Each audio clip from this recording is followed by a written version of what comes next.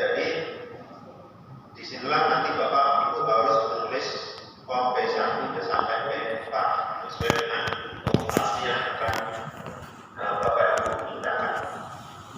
Oke. Kita kembali ke awal. Nah, terus jadi praktisnya ya.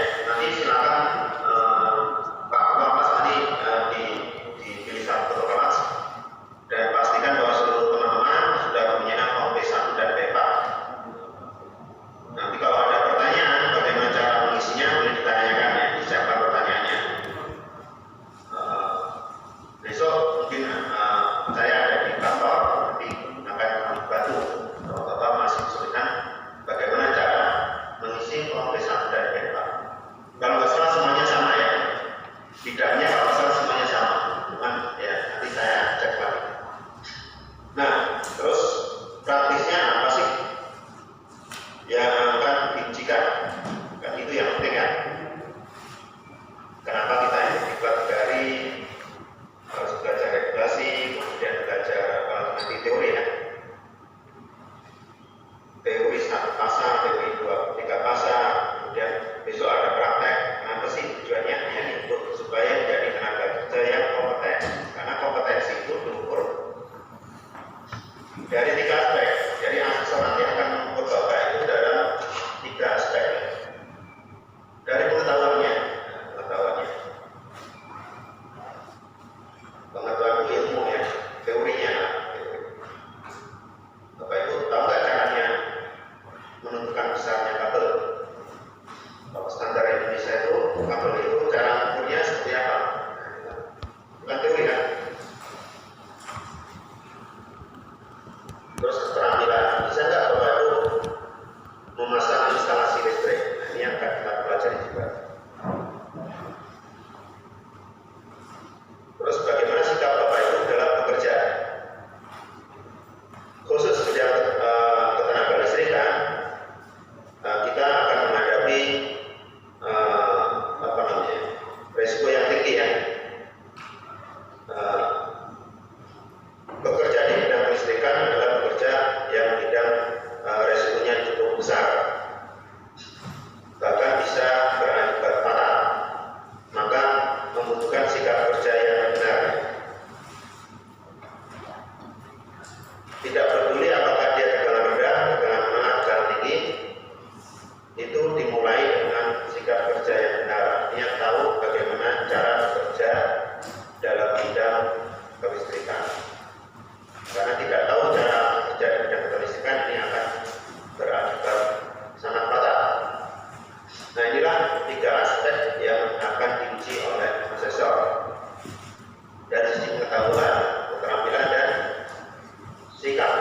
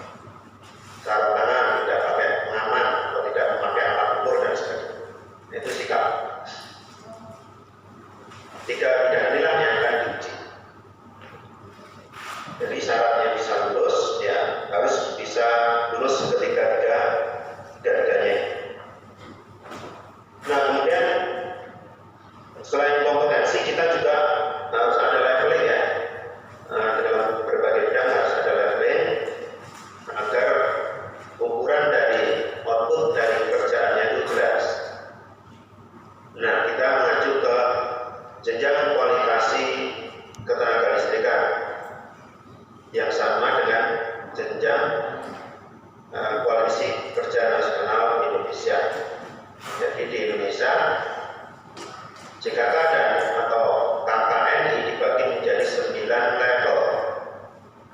9 level ya.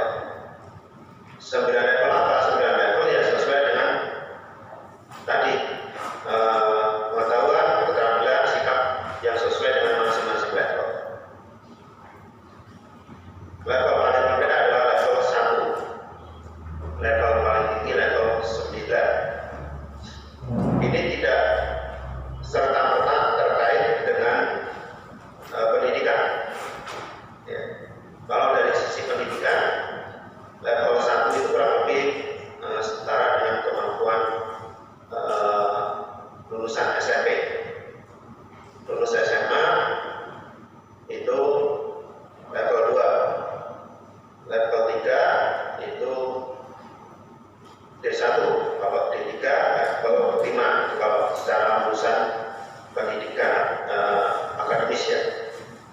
Kemudian kalau dari sisi perusahaan,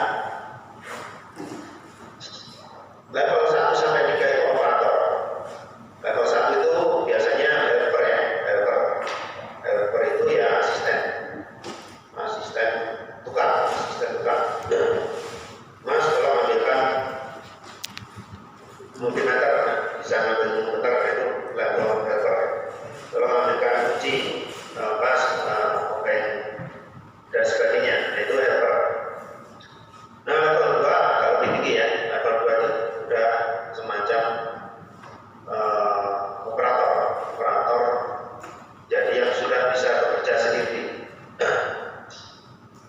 Level 3 dia operator yang sudah bisa memimpin teman-temannya sesama operator, jadi mandor foreman.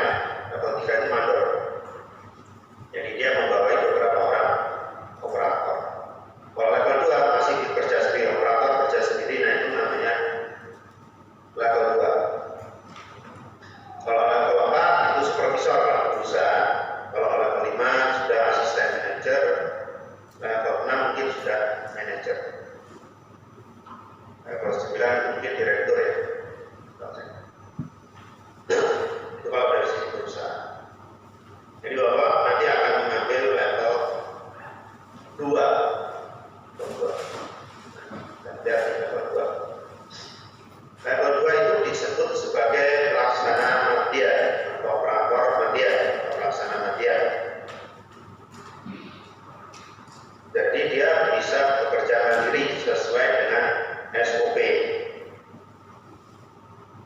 Jadi level madya bisa bekerja mandiri sesuai dengan SOP. Jadi kalau dikasih gambar, dia bisa mengerjakan.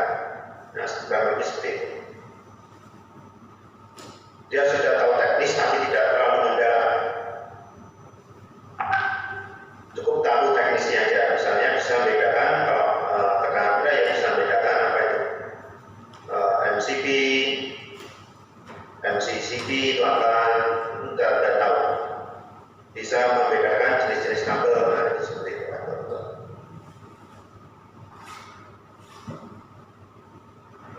Tidak sampai menganalisis ya, tidak sampai menganalisis. Misalnya, kenapa sih harus pakai MCB-nya tipe B bukan tipe C? Kenapa sih? Tidak sampai seperti itu kalau operator. Operator cukup tahu dan bagaimana cara menggunakan dengan benar, baca gambar dengan benar. Cukup tahu SOP-nya. Tapi kalau SOP-nya salah, kerjanya salah juga itu. Salah satu kelemahannya di situ. Jadi melaksanakan SOP. Kalau yang membuat SOP ya harus analisis. Level 4 ini harus buat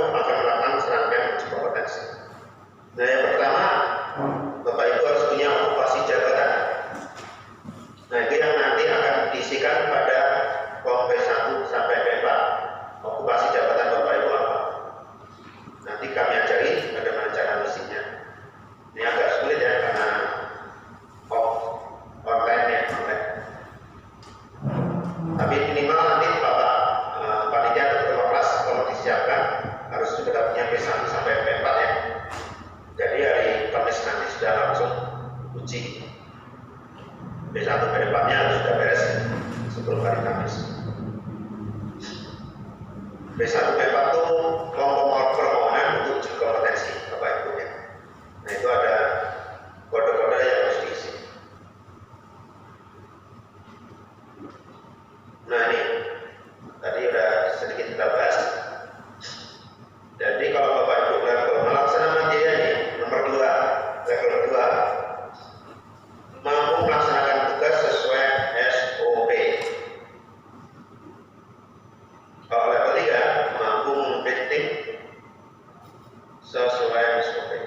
Kalau yang paling rendah helper ya atau asisten atau pembantu mampu melaksanakan tugas sederhana yang rutin sifatnya.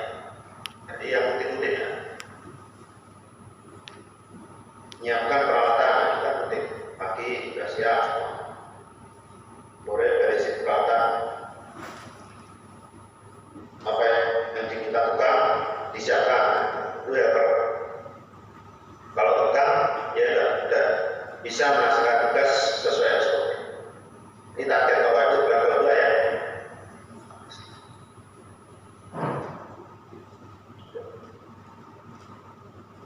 Sudah tadi ya. Nah, lalu apa yang diujikan ya? Tadi sesuai dengan ini. Detailnya ada di SKTTK. SKTTK itu singkatan dari standar kompetensi tenaga teknik ketenaga listrikan.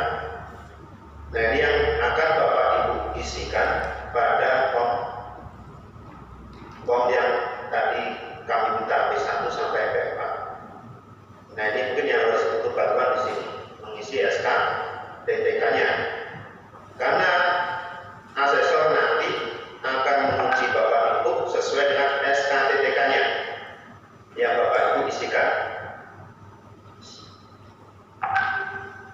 Nanti kita baca sama-sama SKTTK-nya ya setelah paparan selesai dalam jam. Oke, jam berapa Pak Sony? Dulu ya. Ada kopi berita di sana? Enggak ya? Ada Pak, ada. Ada Pak. Ya, ada kopi break. Oh ya, berarti kan harus juga. Dan normalnya seberapa jam? Biasanya jam 10. Jam 10 boleh lah. Habis itu bisa baru aja ya, habis kopi break aja. Oke.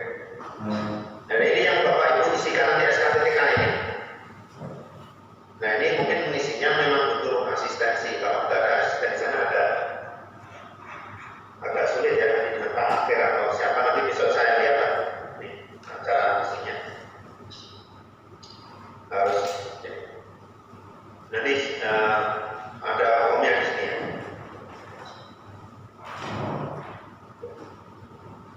Nanti yang uji Bapak Ibu jumlahnya ganjil ya, ada 3 orang asesor. Nah, diganjil ya, 3 atau 5. Biasanya 3 sih, kalau jumlah peserta 25 ya 3. Mereka yang akan menanya-nanya dan akan melakukan uji. Nah, namanya juga uji Pak ya. Jadi Bapak Ibu kalau mau tanya nih sekarang pertanyaan pada waktu diklat ini training hari Senin, Selasa, Rabu itu boleh tanya-tanya.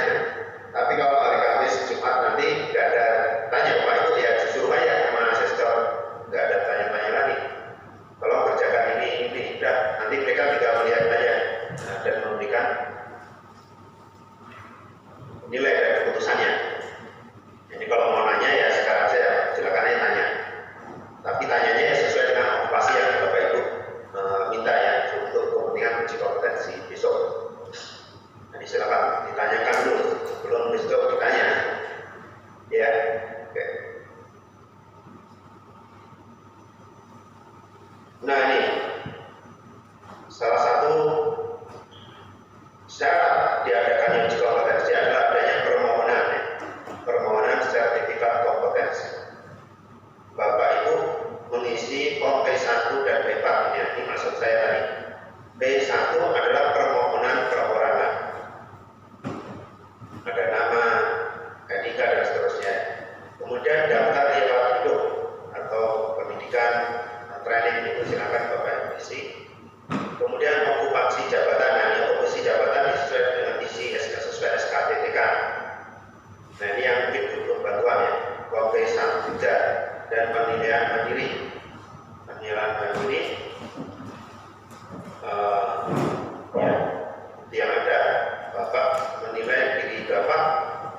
kompeten kan dinilai sendiri kan, menilai diri sendiri untuk siap maju ke sertifikat kompetensi.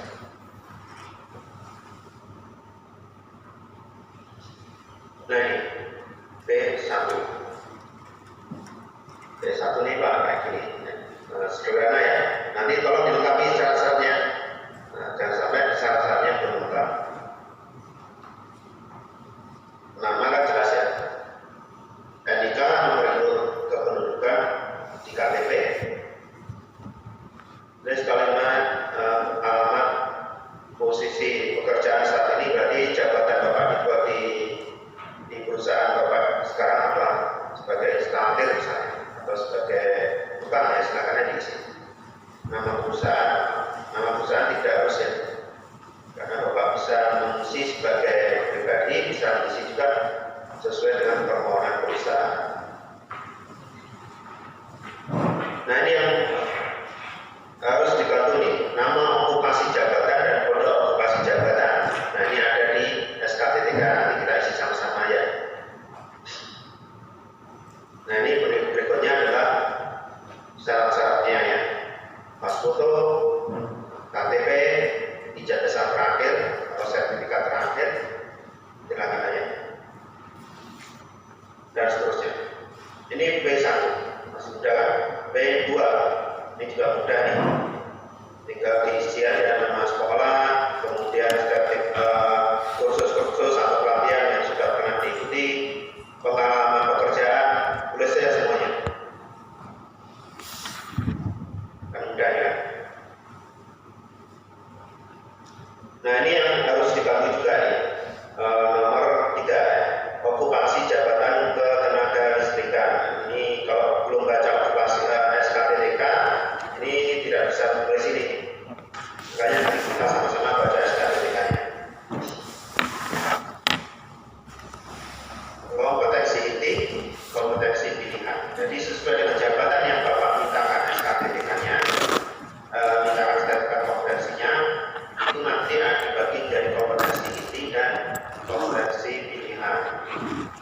Kalau kompetensi inti itu sifatnya wajib, kompetensi pilihan boleh dipilih mana yang Bapak Ibu rasa paling sesuai atau paling kompeten dalam bidang itu, silakan aja dipilih.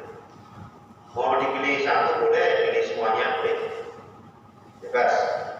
Tapi sesuai dengan SKTTK. Kalau kompetensi inti wajib harus menguasai ini Bapak Ibu. Kalau tidak menguasai kompetensi inti ya berarti tidak kompeten untuk jabatan tersebut gitu. Jadi kompetensi inti ini adalah kompetensi yang harus Bapak Ibu miliki wajib agar dinyatakan bisa kompeten dalam satu okupasi jabatan tertentu. Nah ini yang nanti kita baca sama-sama. Nah ini penilaian mandiri ya. Nah penilaian mandiri ini Bapak Ibu sertakan dokumennya. Misalnya Bapak Ibu kan misalnya pernah menjadi instalatir ya, sertakan surat keterangan atau surat dukungan dari perusahaan, atau nggak pernah punya surat keterangan tapi pernah melakukan, berarti ada fotonya, ya silakan Bapak Ibu sertakan fotonya. Jadi nanti panitia yang akan mengurus. Cuman yang penting ini tadi kompetensi nama okupasi jabatan, kode okupasi jabatan, kompetensi inti ini harus benar sesuai dengan SKTTK yang diambil.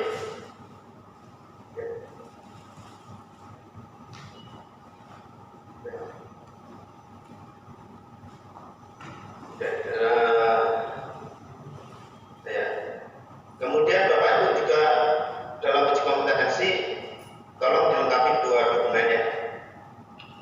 Nanti diberikan juga oleh panitia. Pertama adalah job safety analysis, JSA, job safety analysis atau analisis keselamatan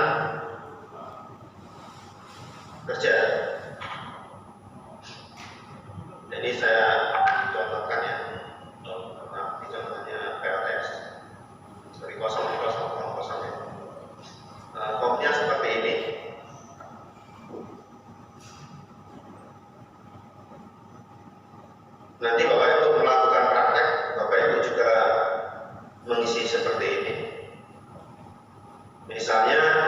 deskripsi pekerjaannya dituliskannya pembangunan dan pemasangan apa misalnya instalasi penerangan satu pasang misalnya ya, tulisannya seperti itu. Pembangunan dan pemasangan instalasi satu pas 3 pas tegangan rendah. Bapak Ibu tulis seperti itu. Terus jenis peralatan apa yang akan digunakan? Jenis peralatan apa yang digunakan? Di sana mungkin umumnya ada peralatan mesin dan peralatan listrik dan juga peralatan tangan. Peralatan mesin ya peralatan tangan yang menggunakan mesin.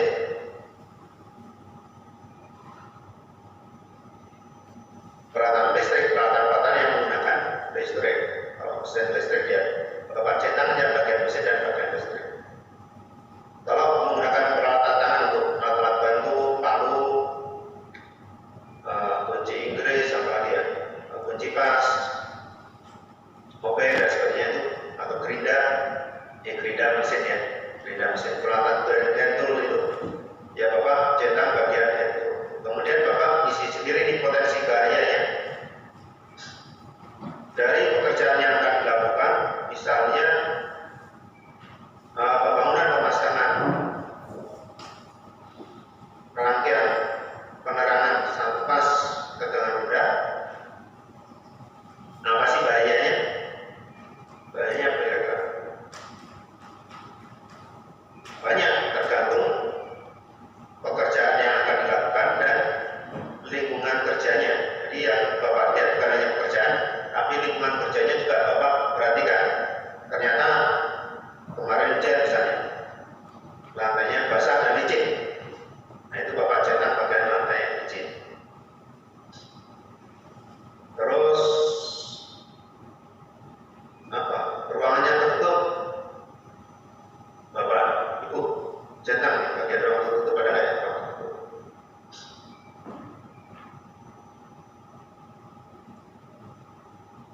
Bapak Ibu centang yang bagian-bagian yang kira-kira relevan, misalnya oh bisa gelap nih, kalau ruangnya tertutup kan nggak ada lampu bisa gelap, ya, Bapak centang. Atau di sana kabel bersentuhan bisa ada bahaya tersandung.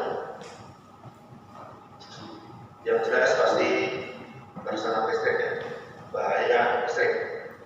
Itu Bapak centang. Terus jalan daruratnya ada nggak? Bapak juga cetak dan sebagainya. Kemudian cetak yang sesuai dengan kondisi pekerjaan dan lingkungan kerjanya. Nah setelah bapak cetak bahayanya bapak tulis APD-nya yang diperlukan apa. Jadi jangan sampai nanti ketika uji kompetensi bapak ada APD yang tidak bapak gunakan. Nah ini fatal tinggal ini. Tadi kan yang dinilai bukan hanya pengetahuan kan, bukan hanya pengetahuan dan apa namanya keterampilan, tapi juga sikap kerja. Dan salah satu sikap kerja itu adalah memastikan bekerja dengan keteladanan. Nah salah satu aspeknya adalah APD kan.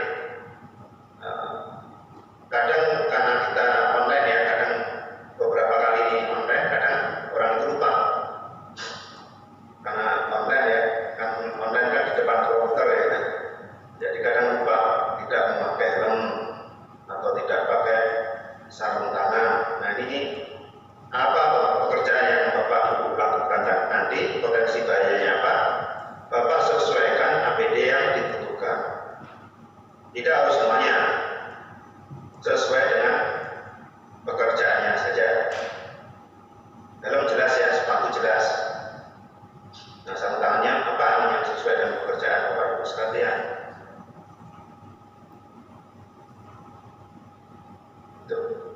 Kacamata kan belum tentu dipakai kan, dipakai hanya untuk daerah-daerah berdebu atau jika pagar ada percikan api. Nah itu silakan dipakai. Kalau tidak ada ya tidak usah dipakai. Masker ya, masker dipakai. Oke. Kemudian jika bising ya harus memakai alat pelindung pendengaran. Ini kan kurang kerja konstruksi biasa bising ya. Tapi kalau tidak bising ya nggak usah dipakai.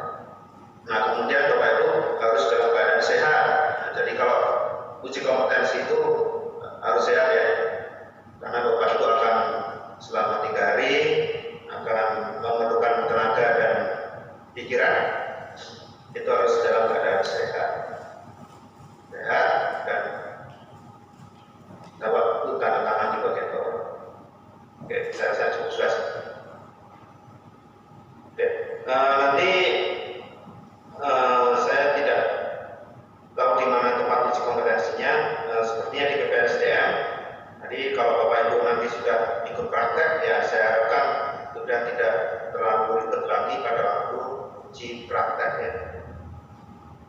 uji praktek.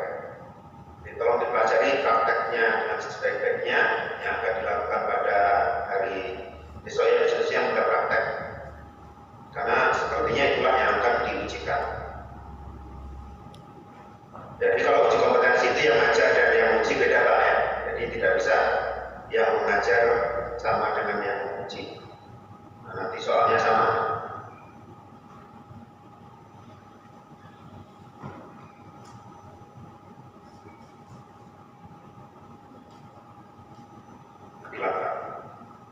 Lalu jangan lupa kalau ada SOP disiapkan atau instruksi kerja dari perusahaan atau dari perusahaan yang lama ada SOP, tolong disiapkan dalam 3 hari ini ya.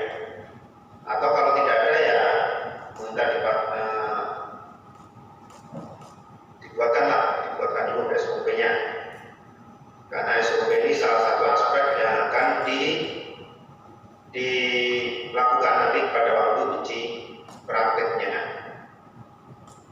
Jadi kalau Bapak Ibu di BPSDM Ciracas, jadi mintanya SOP dalam melaksanakan praktek nanti itulah SOP yang akan digunakan untuk uji.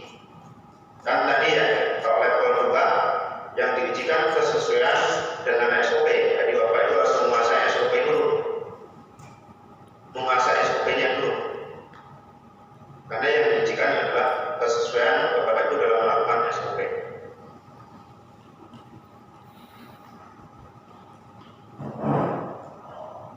Nah ini dilampirkan. Nah SOP ini dilampirkan dalam form B1 backup-nya. Di tim uji tinggal pasti menanyakan ini, menanyakan SOP.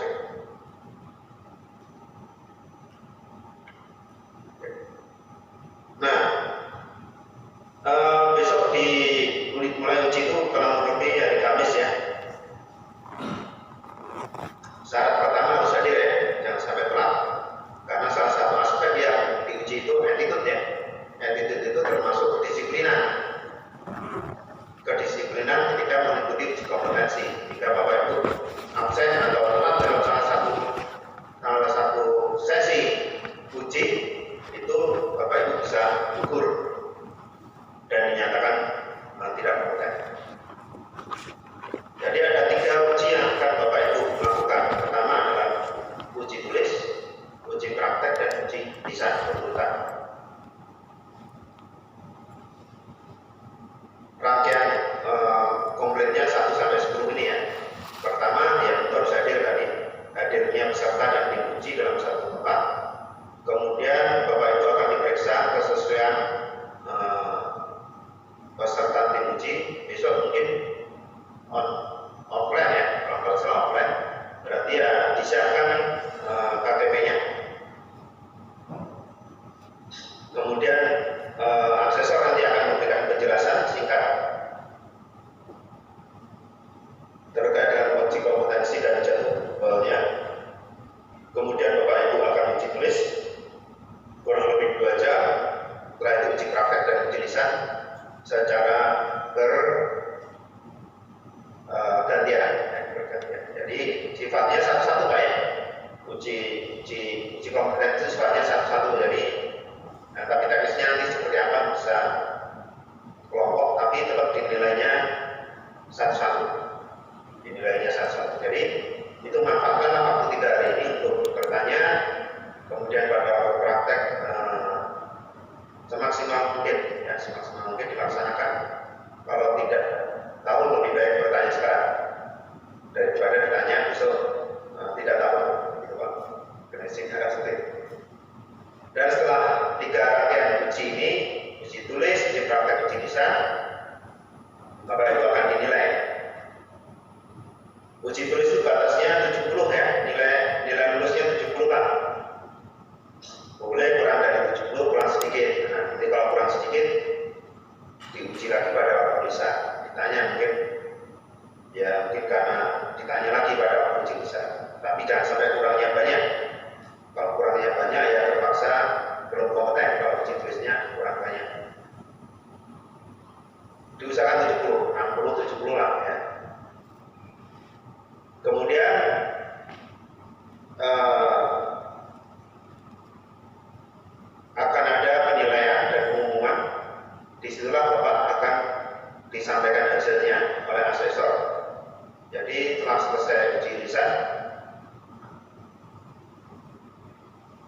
keputusannya cuma 3, kompeten, KP, belum kompeten, BK, dan gugur. Gugur itu maksudnya jika Bapak Ibu tidak mengikuti salah satu sesi dari uji kompetensi, misalnya pada waktu uji praktek sakit dan itu Bapak Ibu dinyatakan gugur. Kalau belum kompeten ya tadi dari salah satu aspek dinyatakan tidak memenuhi uji kompetensi, berarti dinyatakan belum kompeten. Nah, Bapak itu masih boleh protes nih kalau ternyata kesimpulannya belum kompeten. Itu namanya umpan balik. Nah, dan apa banding ya? Banding. Bapak itu tidak terima misalnya, wah saya udah jago nih, udah 10 tahun menjadi talented, masa saya dinyatakan belum kompeten. Nah, itu ada mekanisme Bapak untuk banding ya, kayak pengadilan saya ada bandingnya waktu itu tidak terima dengan keputusan dari soal, Bapak itu boleh mengajukan banding. Nah, jadi kalau banding nanti ya keputusannya bisa 2 lagi, bisa kompeten dan bisa belum kompeten. Nanti mekanisme banding akan disampaikan oleh asesor. Nah, kalau Bapak Ibu kompeten, Bapak Ibu akan mendatangani fakta integritas dan dengan sendirinya akan mendapatkan sertifikat kompetensi sesuai dengan okupasi jabatan yang dimintakan. Itu Pak ya. Jadi santai Pak ya, santai. Jadi nikmatilah pada waktu proses diklat ini, santai, nggak usah tegang, dan uji kompetensi juga santai, nggak usah tegang, karena yang itu kan bukan ujian, tapi yang dilakukan asesor itu sebenarnya memang Bapak Ibu lakukan. Jadi Bapak Ibu lakukan, dilihat ya kira-kira benar apa salah gitu ya. Nah, ini soal ya, soalnya saya kurang tahu bisa pakai LMS atau pakai offline. Kayaknya sih offline. Kalau offline ini soalnya seperti ini. Ada 10 soal esai. Pilihan ganda 10, benar salah 10, menjodohkan 10, labelinnya 10. Bapak itu isi semuanya ya, jangan sampai ada yang tidak diisi. Bobot paling tinggi adalah 40%, yaitu soal esai. Jadi esainya apa sih? Ya tadi saya sampaikan itu ditanyain, misalnya apa sih tujuan dari K2 atau apa K2? Apa SOP? Itu kayak gitu. Jadi level 2 kan simpel pertanyaannya. Jadi apa? Tidak ada kata-kata pertanyaan analisis, tidak ada. Apa komponennya? Ini komponen apa? Jadi silakan dikerjakan uji tulisnya. Nah, ini karena besok uji prakteknya saya kurang tahu offline apa online. Kalau online biasanya sudah di video, tapi kalau offline ya Bapak Ibu akan melakukan praktek beneran ya. Namanya juga uji kan praktek beneran. Jadi tolong perhatikan prakteknya besok. Kalau uji tulisan jelas ya 3 orang asesor akan menanyai Bapak Ibu sekalian dari sisi teori maupun dari sisi praktek. Oke. Itu untuk level 2 ya, level 2 soalnya seperti ini. Oke. Itu tadi ya, kali udah ya. Fakta integritas. Nah, ini sertifikatnya nanti seperti ini. Sertifikatnya seperti ini.